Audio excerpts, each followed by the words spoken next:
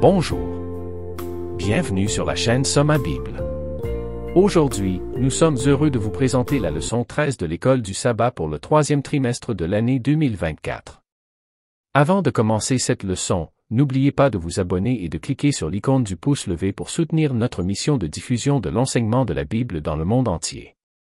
Mes amis, Jésus revient bientôt. Le titre de cette leçon. Le Seigneur ressuscité. Prions. Notre Père céleste, nous te remercions pour cette leçon.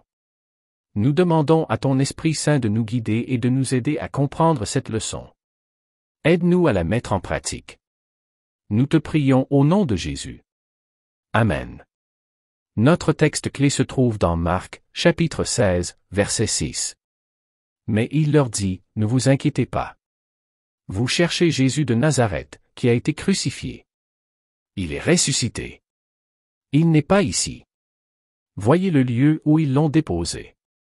Chers auditeurs, cette leçon traite de l'impact de la crucifixion de Jésus sur ses disciples, décrivant leur désespoir et leur peur. Elle explore ensuite les événements qui ont suivi sa mort, en se concentrant plus particulièrement sur la résurrection telle qu'elle est racontée dans Marc 16. L'étude est divisée en 3 parties. Première partie.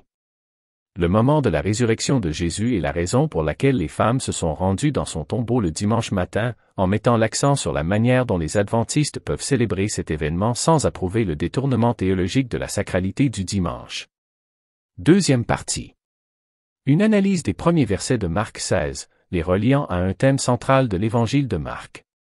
Troisième partie. Une étude du reste de Marc 16, en se concentrant sur la mission qu'il présente pour répandre l'Évangile dans le monde entier. Leçon du dimanche, se réjouir de la résurrection. Cette leçon examine les événements de Marc 15, versets 42 à 16, en mettant l'accent sur l'ensevelissement et la résurrection de Jésus. Jésus est mort le vendredi après-midi et a été enterré rapidement avant le sabbat. Pendant le sabbat, Jésus s'est reposé dans la tombe et ses disciples se sont également reposés, conformément au commandement. Le dimanche matin, les femmes se sont rendues au tombeau pour achever l'ensevelissement, mais elles ont constaté que Jésus était déjà ressuscité.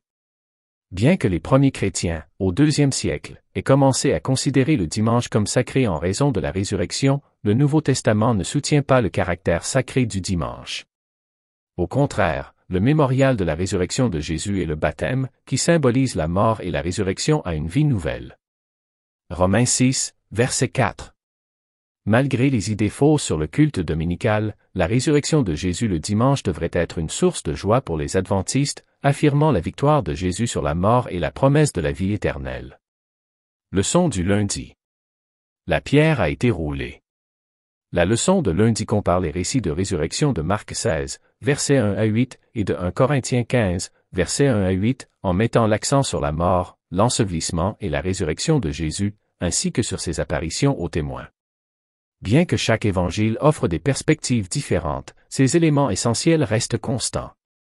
La résurrection est souvent accueillie avec scepticisme, mais il y a plusieurs raisons pour lesquelles elle est crédible. La croyance en un Dieu créateur rend la résurrection plausible, car le même Dieu qui a créé la vie peut ramener Jésus d'entre les morts. Le tombeau vide est un fait, même reconnu par certains athées, et contredit les affirmations selon lesquelles le corps aurait été volé par les disciples. En outre, l'idée que les disciples aient pris le corps n'est pas convaincante, puisqu'ils auraient été arrêtés et que les chefs religieux savaient qu'ils ne l'avaient pas volé. De nombreuses personnes, y compris des sceptiques et même des opposants comme Paul, ont affirmé avoir vu le Christ ressuscité, ce qui a radicalement changé leur vie. En outre, la croissance rapide de l'Église chrétienne, fondée sur la croyance en Jésus ressuscité, témoigne de la conviction de ceux qui ont été témoins de sa résurrection ou qui y ont cru. Ces personnes étaient prêtes à mourir pour cette croyance, chose improbable si elles savaient qu'elle était fausse.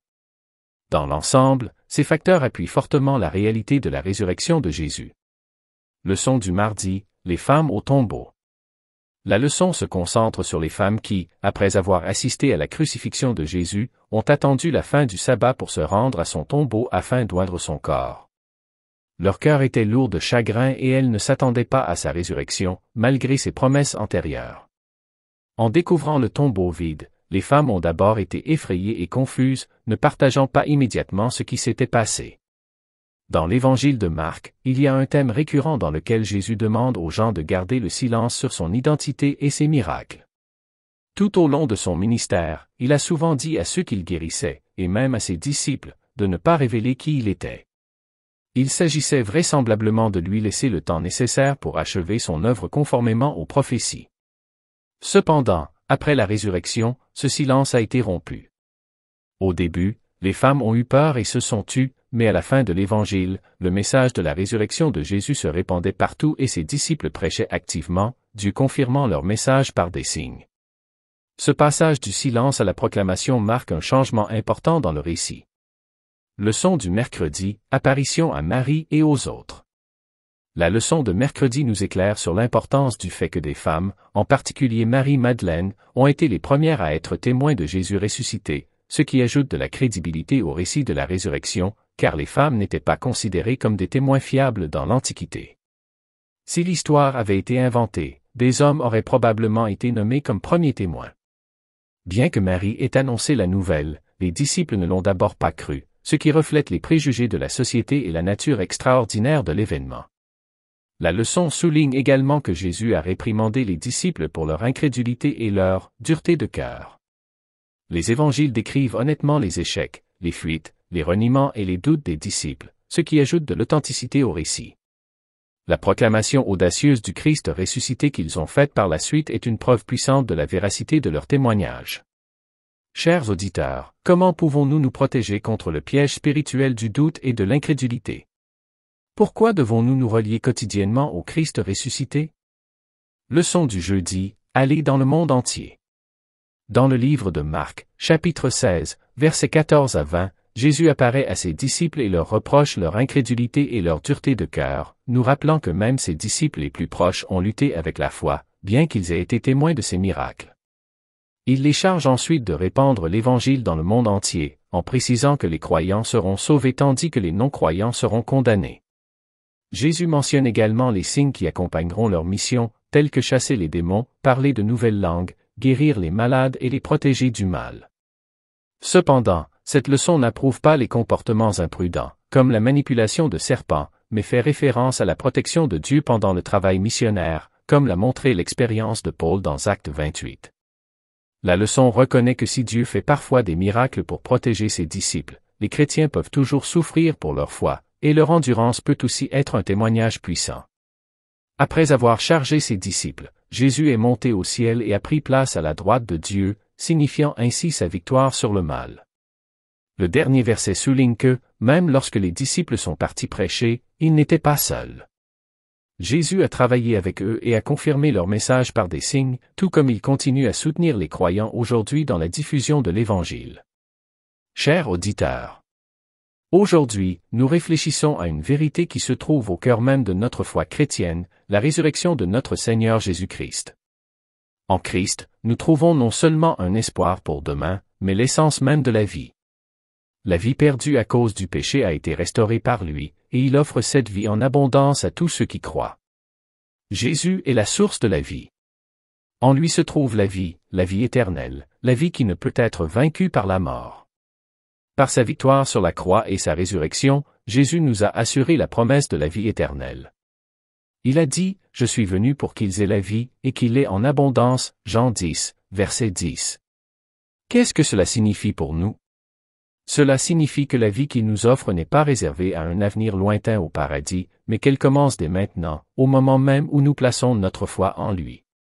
Cette vie est abondante, pleine de paix, de joie et de raison d'être en lui. Jésus, dans sa divinité, détient en lui-même le pouvoir de vivifier, de ranimer et de restaurer. Attachons-nous fermement à la vérité de la résurrection. Réjouissons-nous de la vie que Jésus nous donne, une vie abondante, une vie éternelle. Même si le monde doute, même si les sceptiques élèvent la voix, nous nous tenons sur le fondement inébranlable de Jésus-Christ, notre Seigneur ressuscité. À la fin de cette leçon, souvenons-nous des paroles de Jésus, « Je suis la résurrection et la vie. Celui qui croit en moi, même s'il meurt, vivra. » Jean 11, verset 25. Puisse Dieu nous aider à marcher dans la confiance de cette promesse et vivre comme des témoins de la puissance de la résurrection. Amen. Amen.